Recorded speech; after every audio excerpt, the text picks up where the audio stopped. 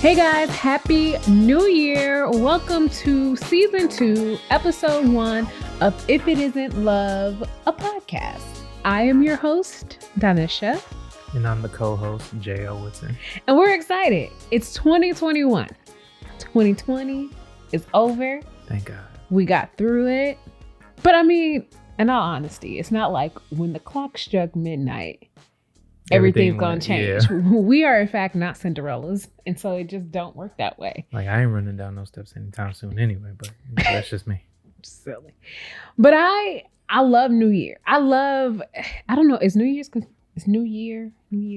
Is it considered a holiday?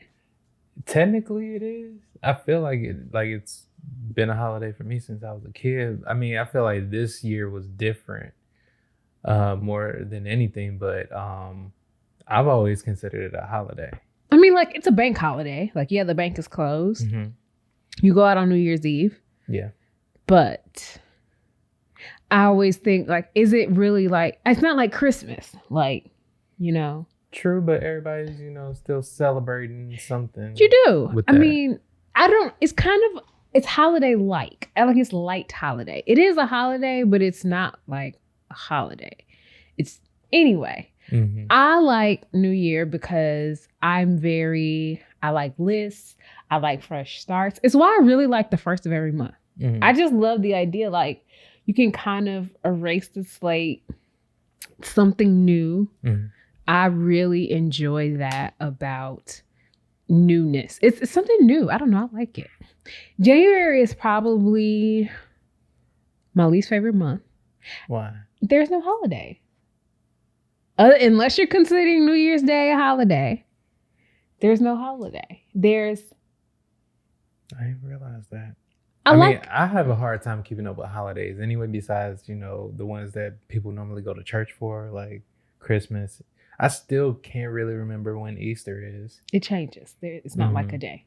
I know when Thanksgiving is because I'm always looking forward to dressing. It's always the last Thursday of November. Yeah.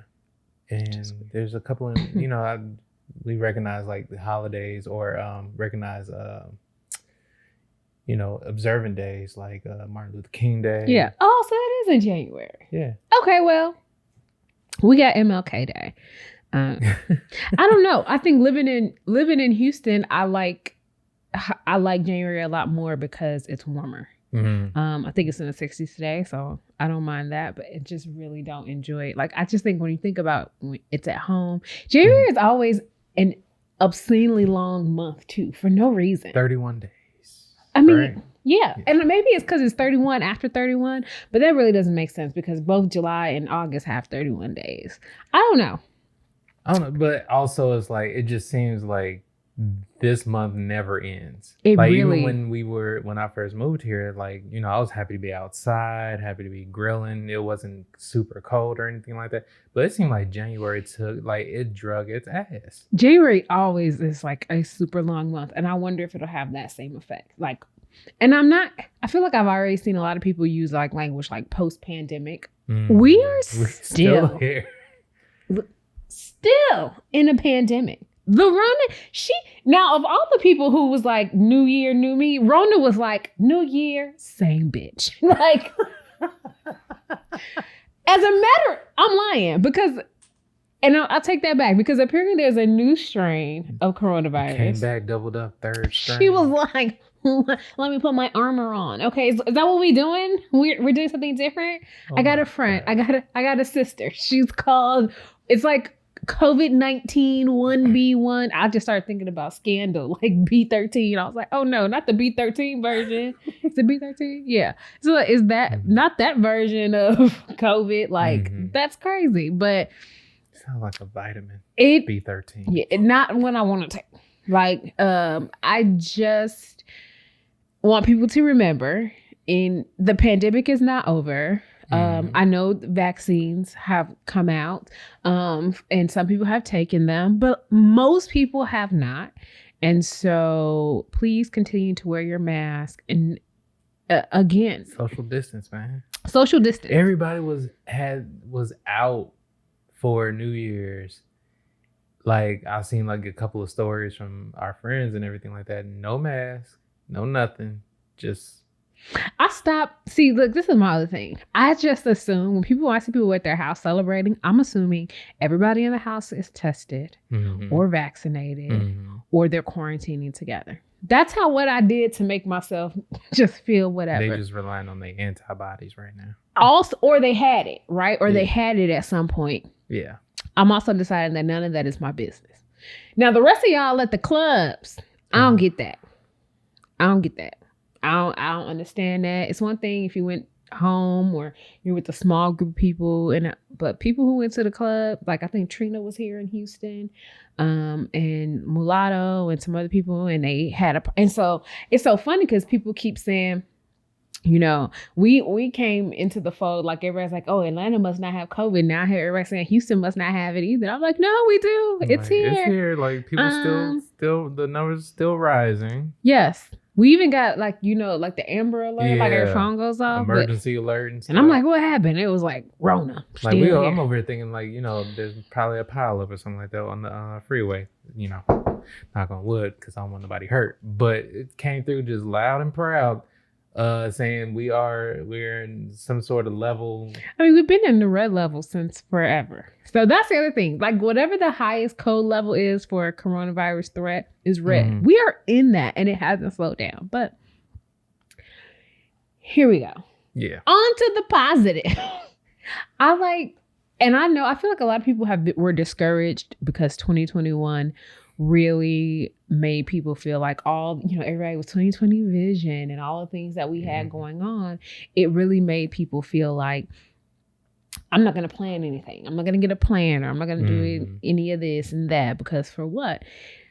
At the same time, what I noticed is I saw so many other people, at least, on social media, and not just on social media, but like they express it on social media, but people that I know who thrived in the midst of COVID-19 and a pandemic. I mean, technically, like not everybody had a bad year. Like, no. I mean, honestly, even though like we experienced what we experienced with me going to the hospital and getting COVID and whatnot, I still can't complain about last year because there was a lot of good that happened to me and happened to us last year. Like even with my own business, I was able to use my creativity and create more book covers. We started this podcast. You did a lot of podcast stuff.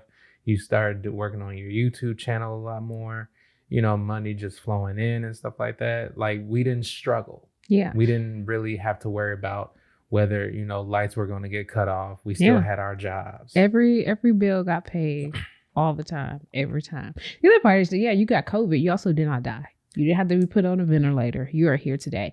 And there are, over 300,000 people that don't have that story. Exactly. Right. So who got COVID-19. Yeah. So I just think that, yes, I do realize that it's not just about us, right? That it's a communal thing. And that's part of what people struggle with in this.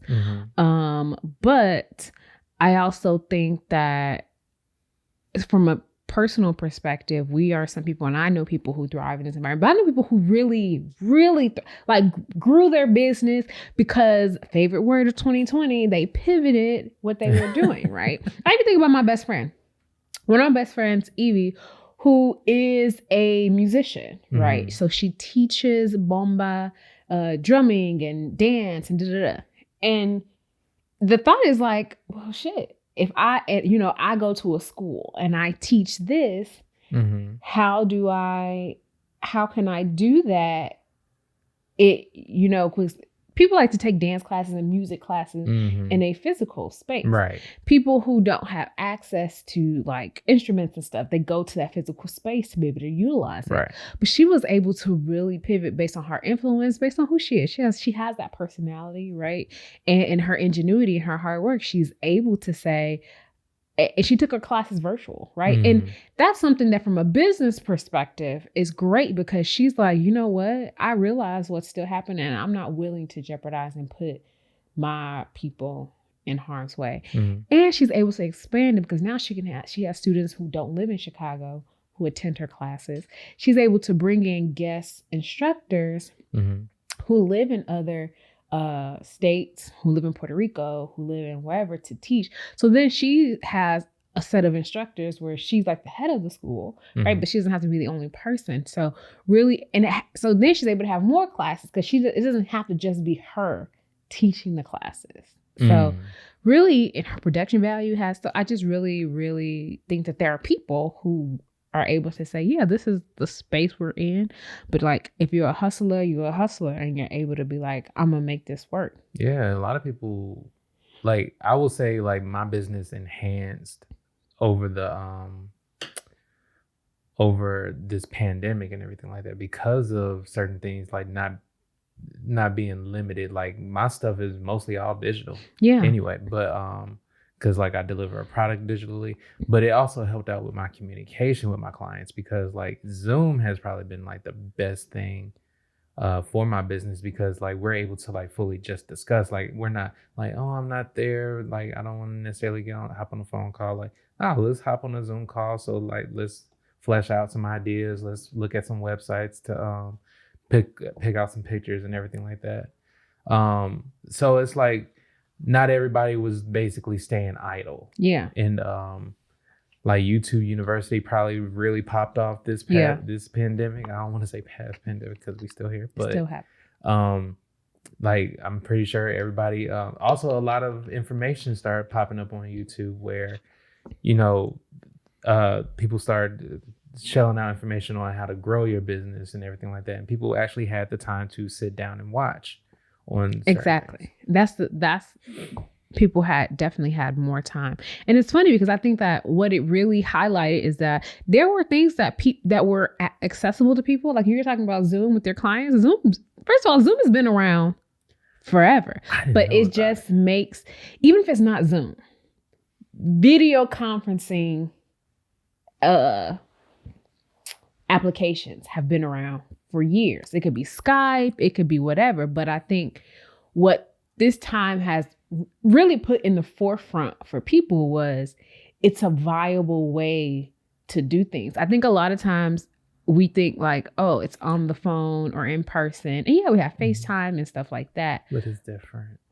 It is different. But I think that it really, for me, and what I saw is that it really just, and now sometimes I think people do a bunch of video conferencing because you have Zoom, but you have like, I have people always, because a lot of times when we're shopping new products at work, we do like a WebEx or whatever. It's like a WebEx. It's like Zoom, but different companies have it. That's what I'm saying. There's tons of applications. I think like the pandemic was not the first time we used Zoom. I had a Zoom account. It was so funny because I remember the one time I tried to log in once everything happened and I was using my work email,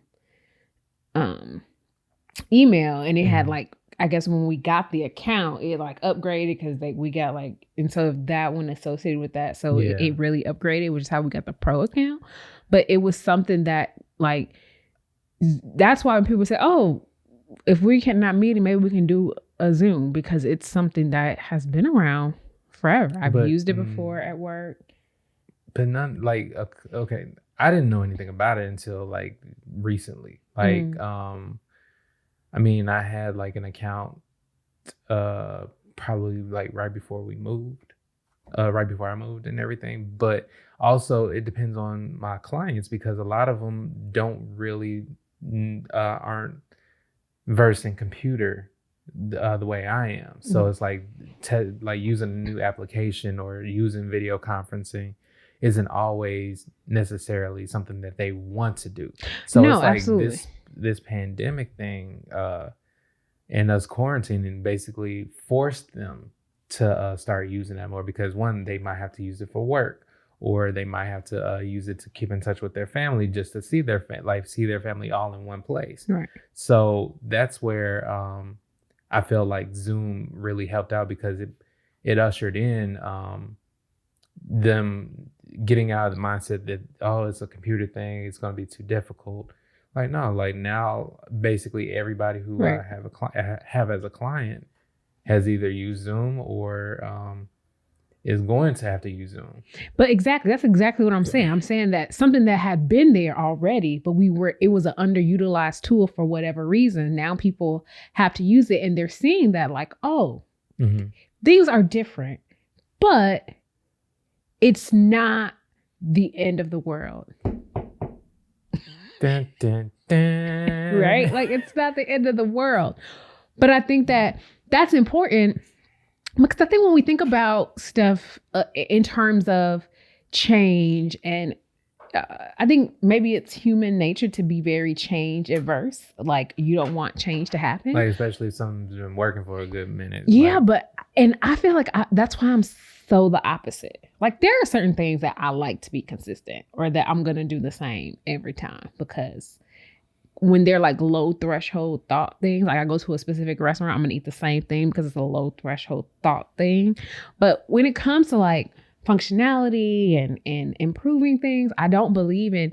Let me tell you, probably the worst thing somebody can say to me in many respects, especially where it comes to work, is, well, why do you do it that way? Well, That's how we've always done it. Mm-hmm. If how you've always done it is the best way, tell me that. Explain to me why the way you've always done it is the most efficient, it's the best way, whatever. But if you tell me we only do this because it's the only way we've always done it that way. And even if we know that there is innovation out there, or that there is a better way to do it, but we won't do it because this is the way, it just grinds my gears. It irritates me. Scuffs your Tim. It scuffs my Tim. My mama say it eats my shit. That's what she says. All of that. It gets on my nerves so much because I just feel like it is the epitome of inefficiency, and it's really lazy. Mm-hmm. But what I do think is that we don't realize that we live in a world where many of us have experienced things that are very different than we did at one point in our lives, right? True. Like, think about going to even though we haven't been, rest in peace travel, even though we haven't been to the airport in a long time, the very first time I took an airplane ride, I was 12 years old. Mm. My sister lived in Daytona Beach, Florida. I mean, we were living in Chicago at the time. And my mom was like, I was going to go spend the summer with my sister, right? So she's 22 at the time, which is, now I think about it, I'm like, Mom, you let me go with a 22-year-old? You're insane. But whatever. My sister had moved out when she was 17. Whatever. So I was going to go visit my sister, and my mom bought my plane ticket. Mm-hmm. She walked me to the gate. So there's a picture of my mom and me at the airport, and she walked me to the gate. So I'm like sitting there, we're like, she's taking pictures, and I'm just like waiting for my airplane to get there. Mm-hmm. When they get there, she tells them like she's 12. They're like, okay. She tells the people at the gate. She waves to me. She walks back through everything. Same thing. At the end of the summer, when I got there, as soon as I got the plane, I walked down I don't know, is it the gangway or what is it called? The thing. Yeah. When I walked, as soon as I got off the airplane, I stepped into the airport, my sister was right there. Flash forward, 2021 now, you cannot meet people at the gate. Even when you're a minor, someone has to pick your minor up. You have the unaccompanied minor sign on. They have to pick you up you can't go through security. Like, if you're not getting on an airplane because of 9/11, this big event, we can no longer travel that way. And yeah, when people first started to travel after 9/11 and get on airplanes regularly, it probably was like really weird to people who had been so used to having someone walk them to the gate, and when you get to see your loved one, and now you can't do that till you're at the luggage, and but when you think about it, that was 2001. So flash forward 20 years later, it is normal. Right? And now we do it not just because it's always how we've done it. It's because of the safety precautions and the extra safety measures that have been put into place. But I say all that to say, sometimes it takes large things and cataclysmic sometimes and terrible sometimes, but just big life events to happen, but people get through it, right? Like, you get through it. Like, you figure it out. People innovate, and like, people innovate sometimes out of necessity. And that was one of them, which is why, I didn't think we were going to be wearing masks I really thought when it all started to be over in a few weeks or a few months. Yeah. And here we are 2 months shy of a year later, And no, it is not. But, think about how many masks and social distancing. And I thought about something, and I put it on my social media on like Instagram that, I'm thankful with all the changes that 2020 brought. I'm thankful because I needed the break. Mm-hmm. I can reflect back, and I needed the break, and I never would have taken it before. But when the world forced me to stop, and then I forget like all the stuff, like with my back, and I had to go to physical therapy. So like from a physical standpoint, there was a point last year where I couldn't do the things that I was used to, and I really had to sit with myself and deal with myself, stuff like that. So for as shitty as 2020 was, it was pretty great. I can agree to that. Like, I think there wasn't that much of a change for me when it comes to like working from home and everything like that, or working from a home office and whatnot. So in that aspect, that part wasn't bad for me because of the fact, like, I've done this before. I've done this a lot, especially being freelance. So when they said you're gonna have to stay home, I was like, okay, it ain't like I ain't doing that anyway. Even though I had like started a new job and I was supposed to go in and be a productive member of society and all that good stuff.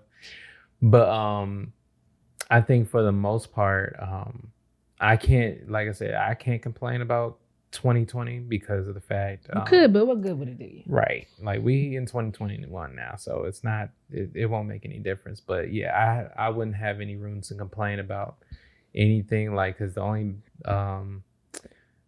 only bad things that happened last year were, of course, like, even people who were close to me died, and then I caught COVID and whatnot. That was like really, I can't really remember anything else that happened bad to us.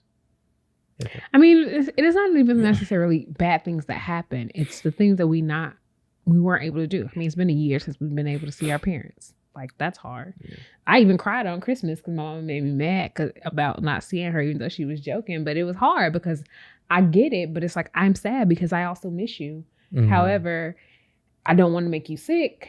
I don't know what to do. And I want to figure this out. But like, I want to do it at least when we feel safer. So it's like, yeah, we can't do large gatherings. So we opted to not travel for the holiday. We can, but yeah, we could. And that was our choice. We opted, to not do that. And it's so many factors. It is a lot. It feels bad. I feel like no matter what you chose, right? If we had decided to go and we were blessed enough that nobody got sick, we'd feel like, okay, because nobody got sick. But like, what happens if you do? Because it has happened to us. And so I think that's part of it. And even if we're not going to get sick, somebody else could, because we travel. And I don't know. Nobody's thinking about that. Nobody's thinking about that at all. But it's also the hard part. It's not that people aren't thinking about it. I think that people think about it. People just still make the decision because and my mom and I aren't the closest, but we're close. And I think that it's what?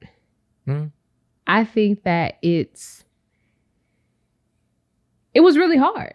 So I can imagine, I know it's hard for you to be away from your mom for so long. So I think that there are some people who, from a mental and emotional standpoint, that was harder. And so that's part of why because I know people who are like super close to their parent, and it's like not seeing their parent for a year is not an option. And I get where you feel like, well, you can't do it because it's not safe. But especially if people are not used to that, and they're not used to especially when the government does not mandate that. When it's possible, if I work, I have money, the airplanes are going there, they're cheaper, I can do it. I can forfeit. So to ask, sometimes I think it's not fair that we're in a space where people are being asked to exercise that level of free will when people are combating like the emotions, especially in the holidays. Especially if you have mental health, like really bad mental health. Like fortunately I had you. I don't think I probably would have been able to stay by myself if we weren't together. Mm-hmm. I probably would have come home because I would have been way too lonely. Mm-hmm. Like from a mental health standpoint, I don't think I would have been able to do it by myself, especially during the holidays. it would have been really bad. So I probably would have gone home. I'm not saying I would have been at the club hanging out with everybody, but I definitely would have been at my mom's house. I mean, that makes sense. I mean, I don't know if my thing is, it's not that, because of course I've been away from my mom for like a good minute, even before, like when I was in South Carolina or when I was in Nashville, and just wasn't coming home on a regular. Like I do miss my mom, but also I think about like whenever we're like even when we were thinking about coming home for like just for that small second, it's like there's so many points of contact that could possibly transfer everything that we're doing off to them. Like going to the airport, going through the airport, sitting on that plane, because not everything is 100%. So, and then having to get from the airport to a hotel, and the hotel, walking through the hotel, going other places and everything like that, to like say if we wanted to get food or anything like that, and then seeing our parents and whatnot, that it just seemed like that is too much of it just seemed like it was too much of a risk. And I thought about that too, but I guess the other part of me thought that, which I think is how we came to the conclusion that we didn't go. But I also think that unless the people we go to visit do not leave their houses for any reason ever, and do not have anybody come over their house for any reason ever, the way the virus is set up, although I get clearly I get the kind of the fear behind like giving it to them, but people get it going to the grocery store. People, because like when we was at the grocery store yesterday and dude didn't have his mask, I wanted to hit him with eggs. It was a guy. He just put his mask all the way down. He was talking to his girlfriend. I was just like, what are you doing? I'm worried about the eggs. But anyway, I just think with stuff like that, my mama is a CNA. So she's out in people's homes.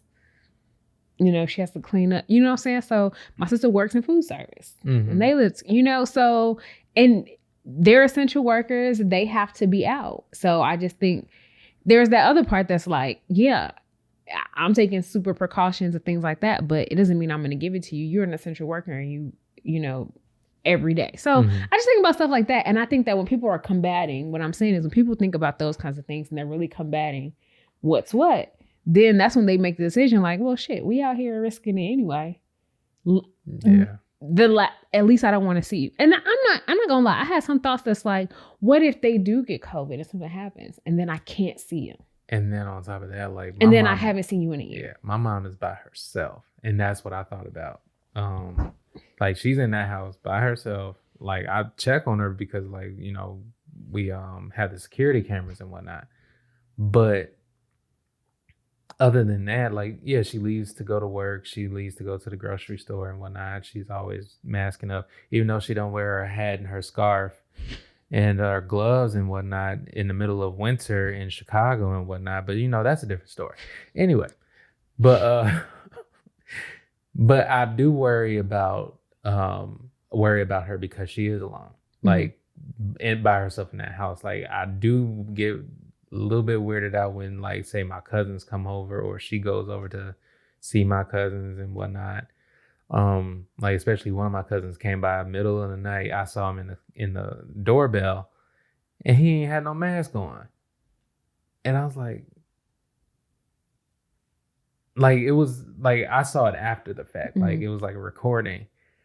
And I was like, don't let him back in the house. He's a creep who watches his mom's Ring doorbell. Well, yeah, because like on top of it's not like I'm trying to see who all is coming over, but I get the notifications as well that somebody's, you know, ringing the doorbell. So say like she didn't know that she had a UPS package in the front door, and it's probably been sitting there for a good minute. So I was like, okay. Or whenever she comes in through the back and everything like that, like that's an alley and there's some abandoned buildings back there. I mean, I at least still want to know she's safe. So yeah. Yeah, I mean, I get that, but I'm just saying, like, I think people are weighing their options, and we're not equipped as Americans. People are not equipped for not, and I'll say this, that physical touch is probably last on my list of love languages, but it's on there. We're human and we need to have physical touch. And so when people can't, then, you know, I imagine like that's difficult. And I like talking on the phone and stuff. It's not the same. Like when I got to see Evie and Lauren, it was really different because I missed them so much. And that is very different than, and these are people who I talk to on the phone all the time. Lauren and I FaceTime, if not every day, every other day. So it's not that I don't see them, because I see them, but it is not the same. So yeah, like this is like probably the most like I've used FaceTime with my mom, and it's harder for people even with, and like gratefully my mom has an iPhone. Your mom got an iPhone too now, so yeah, she loves it. But it's like it's a little bit easier to keep up with. Like I gotta talk to John via Google Duo if I want to FaceTime or something. And I took all those other video apps off, and so I tell people I'm not doing that.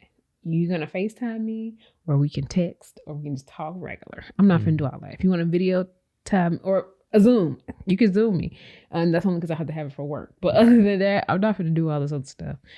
I dated somebody who I had to download all. He had an Android. I was like, I ain't doing all this stuff no more. Nah, poor kid.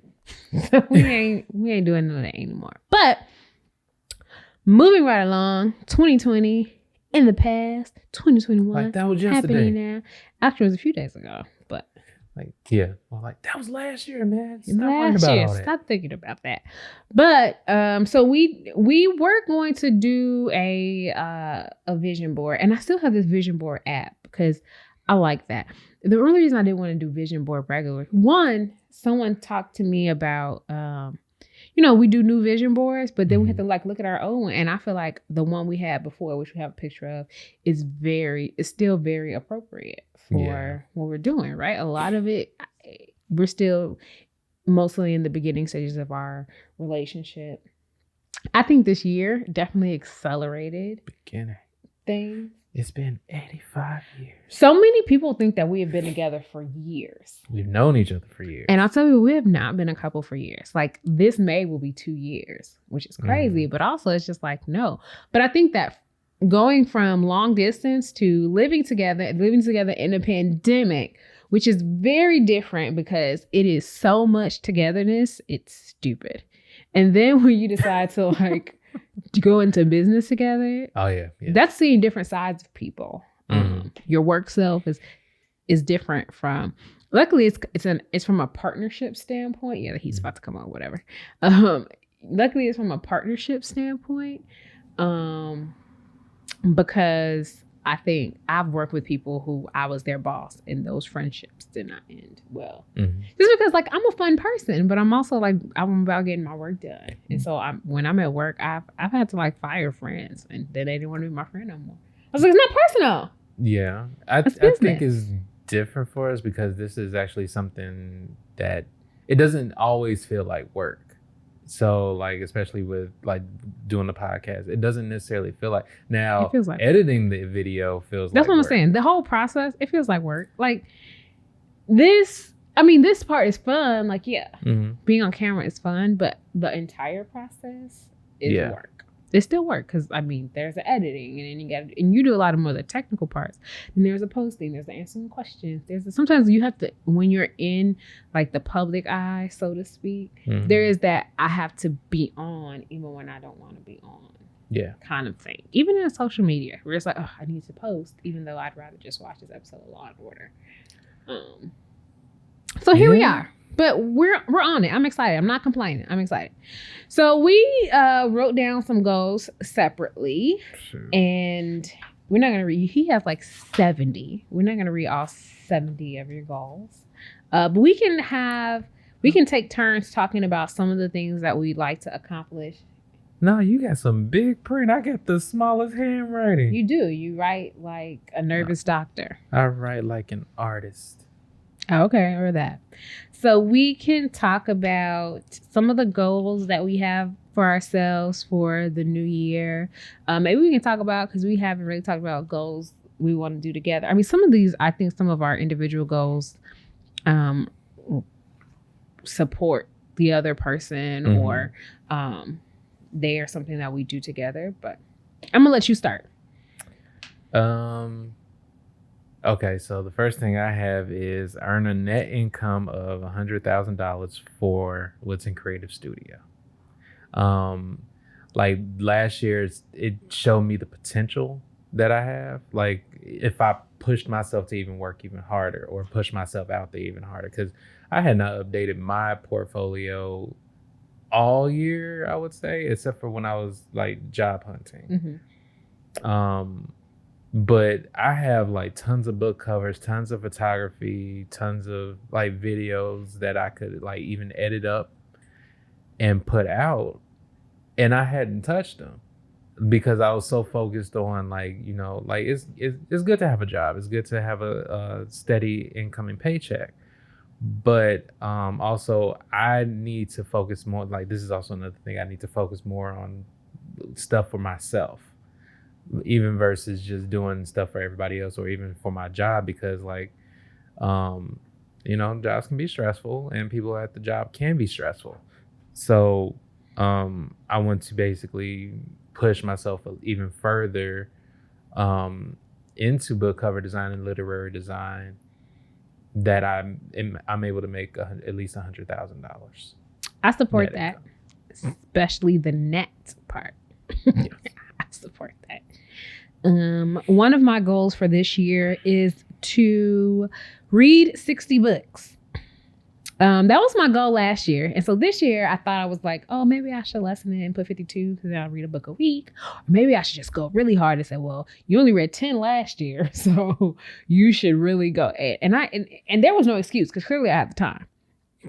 I just didn't do it. I watched a lot more TV than I normally do. I spent a lot more time on social media than I normally do.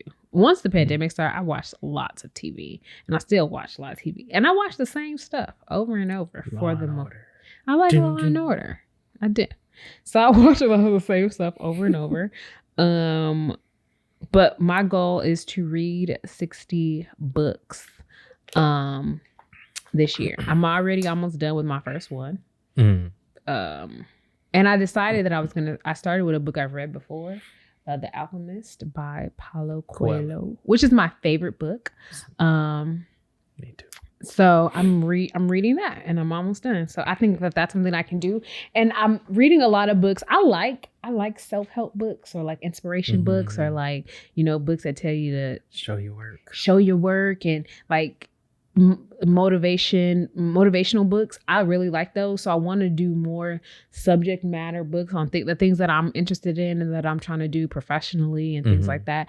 And then I like to sprinkle in a little bit of, you know, fiction and stuff like that, and some stories and just fun things like that. So that's one of my goals. That's actually on my list too, but it's not I didn't specify an amount. I just said read more. Because I already or read more books, probably outside of what I already do for design, because I try to read the manuscript, or at least some of the chapters, in order to get a good grasp of what the book is about. So outside of that, I want to read more books. I think you should put a number on it. And I only say that because these are the things that I tell my students, anybody that I do coaching with for career, is you need to put, like when you do your resume, you want to quantify things as much as possible. One, when you're goal setting, it makes it real. If you put a number on it, even when you're planning and you say, it lets you know, like, is this attainable or not, right? If I was like, I'm going to read 1,000 books, it's very unrealistic. And as soon as I say it, it's unrealistic, and not in a, I can't do it, but I couldn't do that and do all the other things that I like to do space. So when I'm able to put a number, like when I was going back and I said, okay, 60 is plausible with all the things that I have going on. Different books, some books are much thinner than others. So I have, and I'm not saying you gotta do like 60, it could be 10. And the thing is, if you say 10, if you said 5, right? If you said 5 books, and because what's more? Right? Read more. Like, what is that? What is more? More could be a word, more. Like, what is more. But if I say I'm going to read 5 books and you know that 5 books not having anything to do with work is more than what you read last year, then that's good. And well, hell, you might read 6. Mm-hmm. And look, you've surpassed your goal. So my suggestion, take it, leave it, do whatever you want with it, would be to, for all your goals, to quantify them. Like when you did the first one, you talked about making money, like to say like, I want to gross more money, right? Mm-hmm. If you had gross $5,000, $5,001 is more, but right, when you put a number to it and then you got specific, you didn't just say like this 100,000, but it's 100,000 and then net, meaning I need to make more than 100,000 because I calculate my expenditures. Mm, yeah. So it really puts, when you start breaking down your goals and you're saying like, all right, I'm building them and creating them to actually be actionable steps so I could do shit, right? Mm-hmm. And I know sometimes you just like, a lot of my goals don't have my action steps involved, but they have very specific targets. So like, I know the numbers I need to reach. Okay. I know when I'm defining what's successful for me, I know what that looks like. Okay. I mean, that makes sense. I didn't actually say my next one, I guess. That was just piggybacking off of what you did. So I didn't do mine. No, you said read 60 books and I said I had it on there. So I haven't done mine yet, technically. Huh? I haven't done said my next one. Oh, okay. Yeah. A lot of these are basically like self-work, like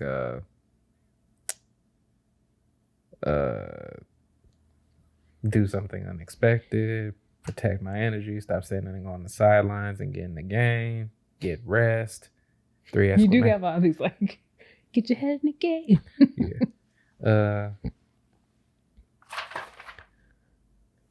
Don't overextend yourself. Drink more water. Oh yeah. Dream bigger. Forgive yourself. I guess forgive myself or forgive yourself. Probably is a big one for me because it's like, you know, I think about my past a lot, or I think about stuff that I've done in my past. And it like, it's not like I'm actively always trying to think about it or anything like that. Whether it be, or just even past mistakes in business or past mistakes in personal. And I think this year more so than anything, I need to forgive myself for those mistakes. Like, I mean, like I went through them and everything like that, but you know how like you think about something and you cringe and like think about something that you did in your past and you just cringe at the thought of the fact that you actually did it. It's like I would like to at least forgive myself for the stuff that I did, even if, you know, like it was something that I did to myself, whether it be like kind of like self-sabotage or something like that. So yeah. Yeah.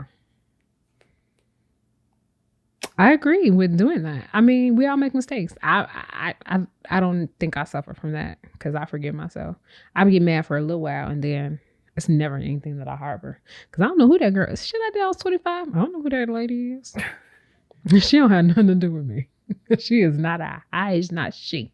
Yeah, I think most of the stuff that I have on here is mostly self-work, and it's like everything is probably like looped into like self-work, like find balance, be patient, work around stuff, don't quit. Be patient. I'm gonna help you with that one. I'm gonna give you lots of instances in which you need to be patient. Like what? Just life. That's what remember somebody said, you want, like, I ask God for patience and he just gives me situations in which I need to be patient. Okay. What about you? So I also want to eliminate at least half of my credit card debt, which is about 10 grand. So that's my goal, is to eliminate at least half of my credit card debt this year. Yeah, some of the same stuff.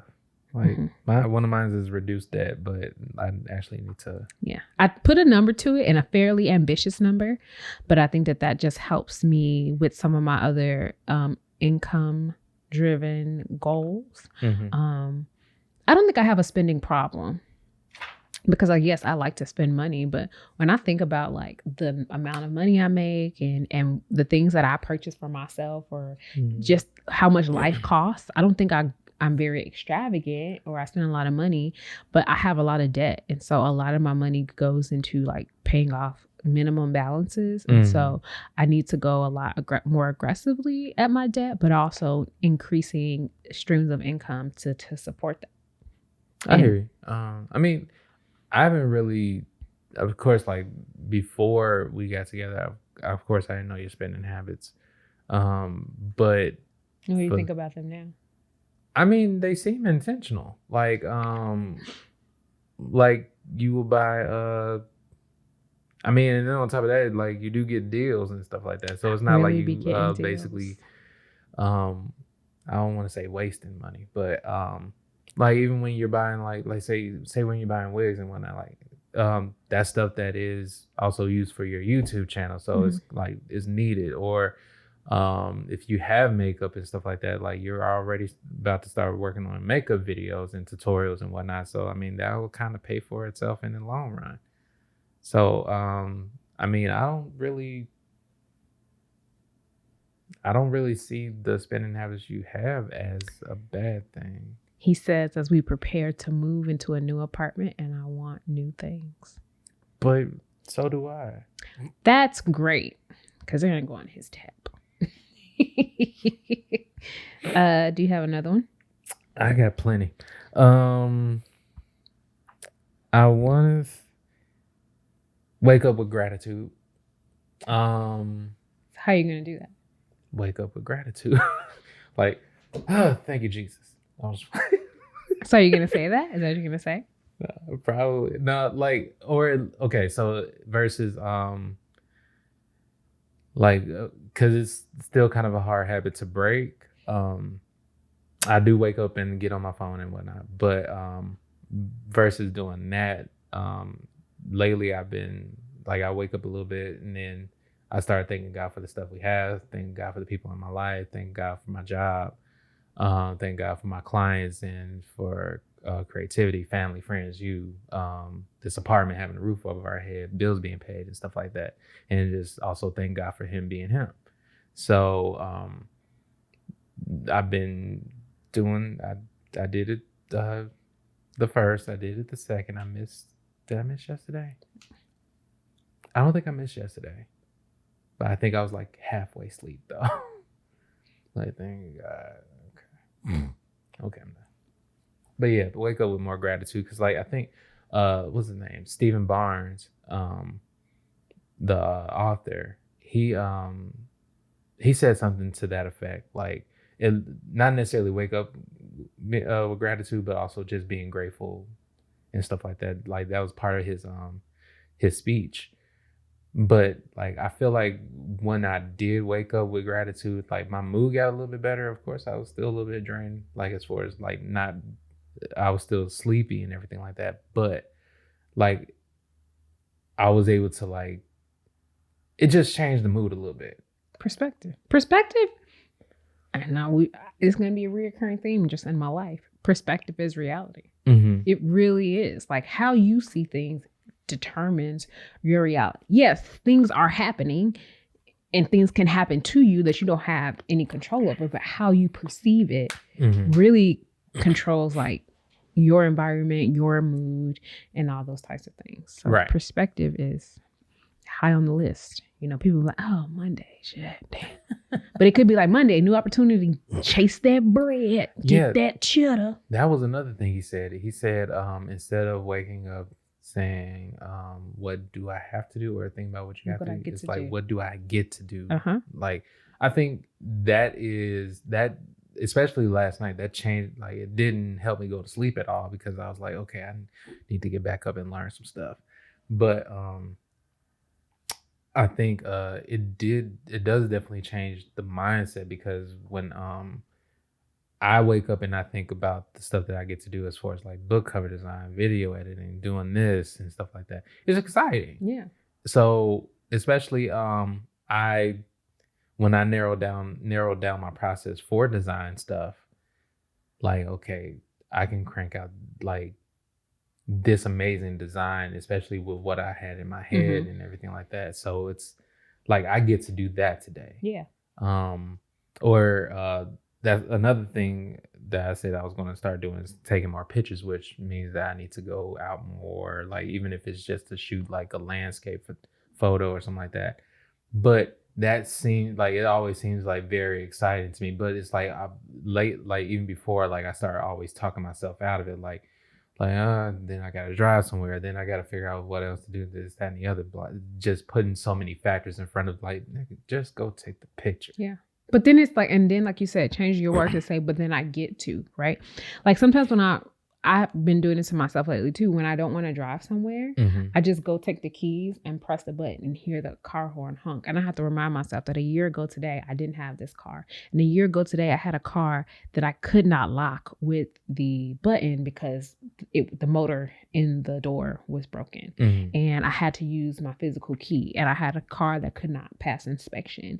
And I had a car that I didn't think was actually going to get me to where I needed to go. And I didn't know how long. And it was just really breaking down on me and needed new everything. And circumstances led that I was able to get a new one. And so anytime I be like, I want to, but I get to, and I get to drive it in a car that I really like, a car that I chose, that I enjoy, that I'm not on the ground in, that has good, equipment that I can, from in my house, so it can be parked anywhere along here, I can lock the doors and hear it. And so perspective. Like, we also need to be grateful for the fact that we're able to just put a key in a door and turn it, and it opens and whatnot. So it's like, even though some people take that for granted or think that it's little, it's not little. It's something that, not everybody is able to do. It's not something that we should just brush over. Yeah. So, yeah. But also wanting more doesn't necessarily mean you're not grateful for the stuff. So it's like saying like, yeah, I want more, but whatever. So I kind of want to switch gears just a little bit and still talking about the things that I have planned for this year. I decided that, something that I want to do for myself is I think that I've seen some people talk about this, and it's about normalizing luxury in your life, especially for Black women, right? Sometimes I think that I live in a world, and this is my perspective as a Black woman, I live in a world where oftentimes, anytime Black women want to live in luxury, we get talked down to. Like, oh, you just want a bag, or you just want wigs, or you just want makeup, or you just want this. Yeah, I want those things. I want other stuff too, but I don't want to feel bad about wanting the things that I want. And I think also coming from a space where I was a child who grew up in hardship and grew up with not a lot of things, not a lot of money, and from a very poor working class family. So kind of having to work for everything. Like sometimes I'm just like, I don't need to do this because it's not necessary. And it fights a lot with my personality, because I'm very like, I like nice things, like getting my nails done, my feet done, my hair done, and all that kind of stuff. But I'm also the person who like, I scrub the floors, and I do like when I do stuff like that, like I'm not afraid to get dirty to get things done like I want them. But and sometimes I don't spend a lot, like even when I shop, I buy a lot of stuff that doesn't cost a lot of money because I want to feel like, yeah, I might have this new thing, but I only paid $10 for it, right? Right. So I like a deal. And I like to look nice, but I think sometimes I just want to be like, I want this thing because I want it. I'm going to get it because I want it. And it's not about being financially irresponsible, but it is about saying like, it's almost a YOLO type thing, because it very much so is. I only have this life to live. And so I created a short list, and I don't know if it's finished or not. I just titled it Life of Luxury, but I wanted to introduce some new things that I consider luxurious, right? Somebody else may not. I consider them luxurious, and that I want to add into my life this year. So I did put a bi-monthly facial, a professional one. Like I'm working on my skincare, something that's I'm working on updating my like skincare routine. No, professional. Oh, okay. I'm doing I want to make sure that I'm doing my own home facial skincare routine, that I'm taking more care with my skin, especially like I've been seeing some of the effects of my PCOS just like getting crazy with my skin. So I want to do work on that, but I also want to go get professional facials regularly, at least bi-monthly, so like every other month. And they can be costly. That's the thing. Facials cost like anywhere from $100 to $150 for one session. And so I want to keep that in mind. I want to keep getting my bi-weekly manicure and pedicure. Sometimes I don't get the feet done because I'll be like, oh, I don't have enough money. I can save them $30 or whatever. I'm going to figure out a way to invest because I really enjoy making sure my hands and feet are done. And it's not cheap because usually getting my nails done, a fresh set costs like $80. So I want to make sure that I do that. But Tiny be doing some. She does. She has great nails. Yeah. Tiny nail studio in Houston. She's in Sugarland, but yeah. I had laser hair removal before, but I want to get it again. I need these sideburns. Everything's getting out of control. So that's one thing I want to do. I want to use a professional cleaning service. Maybe not all the time, right?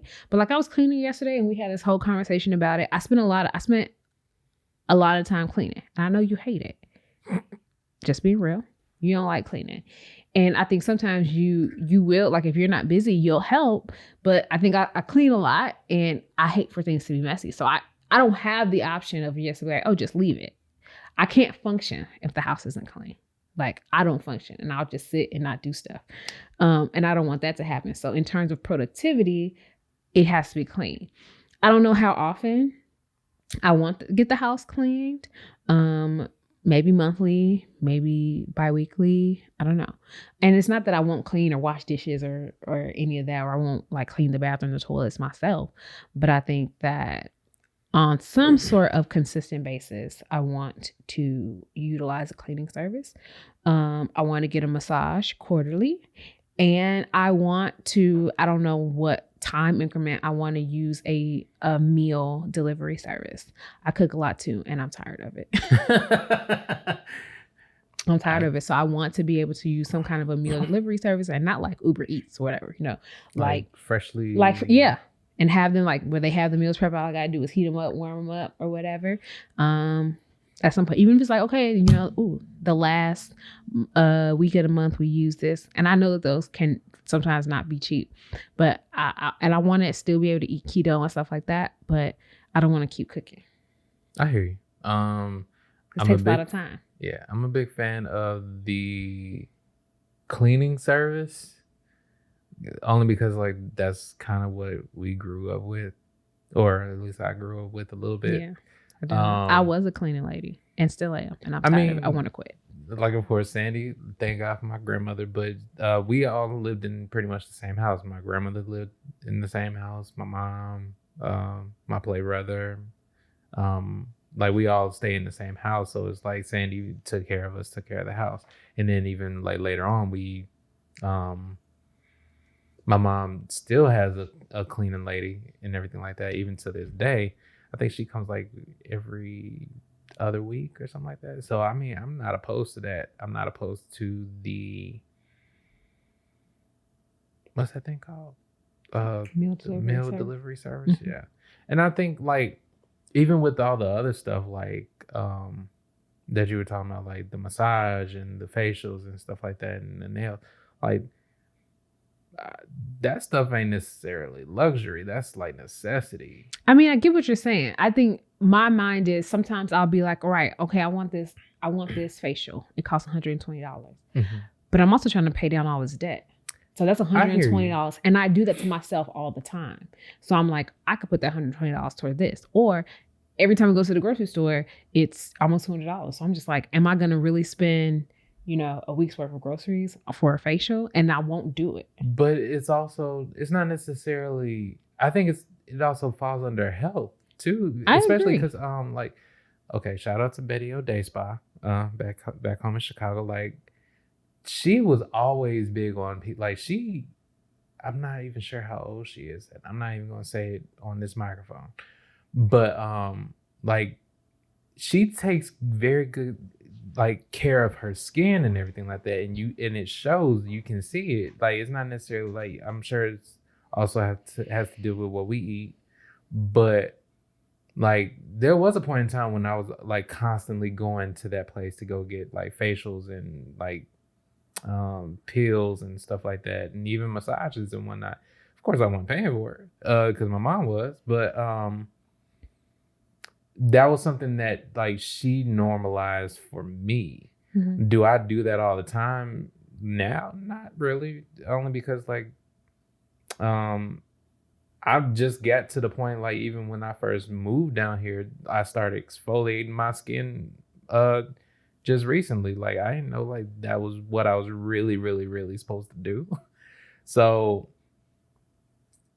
a lot of the times, like I feel like even just the whole facial thing, like that's not necessarily a luxury thing. Like that's technically something that falls under health. Luxury for me. So that was the whole thing. Like some people live in worlds where this is not a luxury, and I get that. For me, where it's things, and the other part is I do things that I feel like I want to do it because I will rationalize to. Outside of the saving, part of it is the saving money, but I could do it myself. So I could give myself a facial. So I have all the creams and skin stuff, but I want someone else to do it. And that's why it's luxury, because it's taking time out of my day to go and have someone else cater to me or do something for me. I'm outsourcing my needs. And that's what I want to do more of this year, especially as I work on my brand, and I am my brand. So part of that is making sure that I am my best self. And part of my brand is my aesthetics. It is how I look. So I have to, it is an investment. I'm going to have to invest in what I look like, because I can't be out here looking crazy and then expect to influence other people to buy the products that I endorse or wear the things that I wear when I look crazy. So I'm going to put effort in that. And also just, I can do more. I could take more time and do, videos and do all that kind of stuff where I'm not having to clean all the time, or I'm not spending it's a lot of hours when I think about it, the hours I spend like cooking and cleaning and stuff like that. It's like, but I feel like the more we are, we're going to eat more sandwiches. Or we're going to be eating more sandwiches. I'm just like 1 or 2 meals a week, and then everything else is sandwiches. I feel like a lot of that stuff, like maybe the cleaning service is a luxury and everything like that, but with the amount of time that we like, I can see that we're going to be spending doing a lot of important stuff for ourselves and important stuff for what we're doing for like personally for our businesses and our brands, and even just for this, there's not going to be a lot of time where we can focus on like the details of just this home, and that it would be nice to have somebody to come in and clean. So I don't think anybody should feel bad about hiring a cleaning service to help out, because I mean, of course, I don't necessarily like cleaning. I will do it, but I don't like it. But I don't think anybody should feel guilty for having a cleaning service or feel like they're too bougie or something like that just for having somebody to, because also like you're providing a job for somebody else. Like somebody's out here that is doing that and takes pride and like is happy to come make your home feel refreshed. So I don't think it's bougie. It is simply the money. I try to not outsource many things where the money can go to something better, but I'm gonna decide that the better is me and my time and my energy. I'm thinking, because I mean, of course, I had groomed myself more, but that was part of it, like this skincare stuff. Because like I started noticing like a lot of people saying like. Some of my friends are saying like my skin looks better and everything like that, and I'm like, okay, like I guess I'm doing something good. You also eat better. True. Not this last month, but usually. Indeed. We were eating like trash pandas. We were. It was good. It was good. Besides the physical side effects. Yeah. Like I ate some sugar like last week, and I was like, oh my God, my hair hurts so bad. And then on top of that, not everything tastes the same. It does not. Like you could taste the artificialness in a lot of stuff that involves sugar, like, or even just candy. Like, it did not taste the same. Like one of my go-tos for candy is Reese's Sticks, and you could taste the difference. Like, I used to eat those things like on a regular before we got together, and it's like I didn't think anything of it.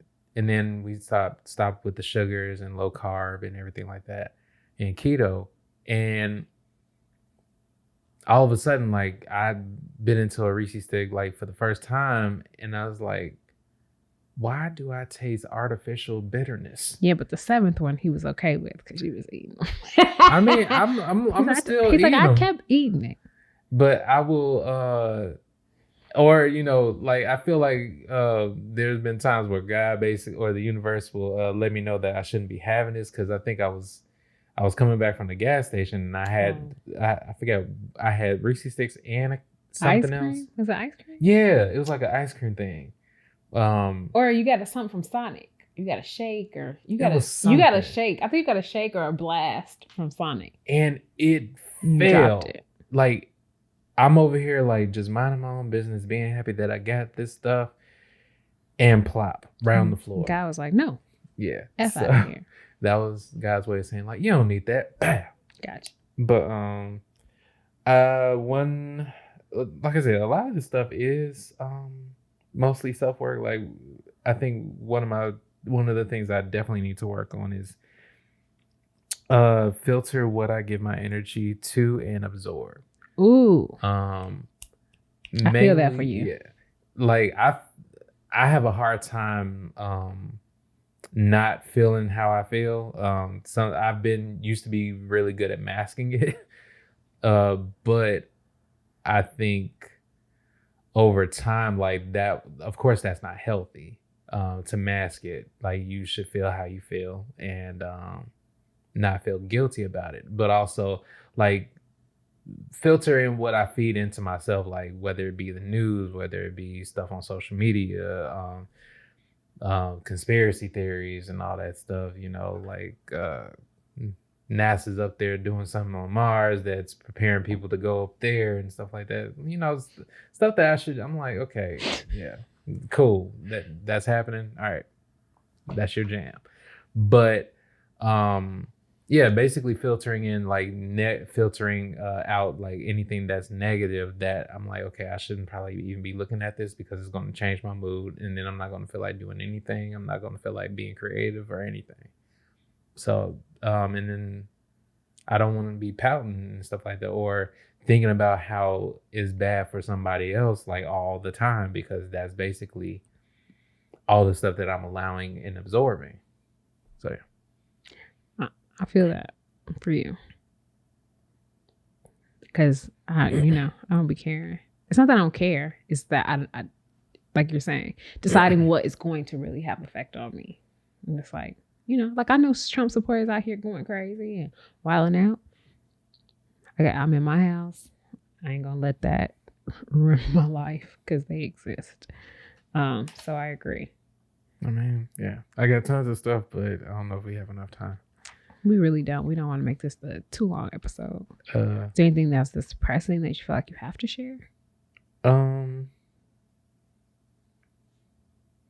Do you have any goals pertaining, like, is there something that you want for us? A goal that we should do together? Yes. Are you not gonna say it? I have a couple. Like, I have quite a few. I'll just say go on more dates. I agree. And some of that kind of falls into some of the self-work, because, like, one of them is use what you have. Like, I feel like a lot of times I think about the days we could go on and stuff, even in a pandemic and whatnot. And I'm like, okay, we need to do this, we need to do that. But I don't necessarily think about the stuff that I can use, like, as far as what we have already. Yeah, or in the house. I think that the pandemic did make us stop dating, and I miss that.